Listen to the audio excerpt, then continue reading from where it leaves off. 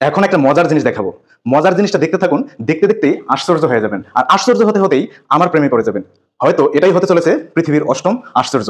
এখন যে জিনিসটা দেখাবো, তো এটা কি জিনিস? এটা হচ্ছে একটা সাদা জিনিস, মানে এটা একটা ছাকনি আর কি। এটা দিয়ে কি করা হয়? এটা হচ্ছে তরল পদার্থ ছাকনি করা হয়, তাই না?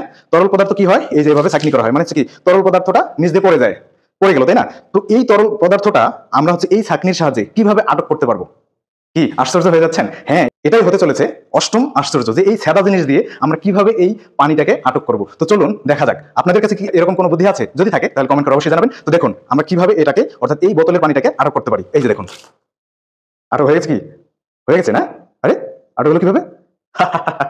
তো জিনিসটা কিন্তু অনেক মজার। এটা কিন্তু হতে চলেছে হয়তো পৃথিবীর অষ্টম আশ্চর্য, তাই না? এই যে দেখুন, এই যে দেখুন, কি বন্ধ হয়ে গেছে, তাই না?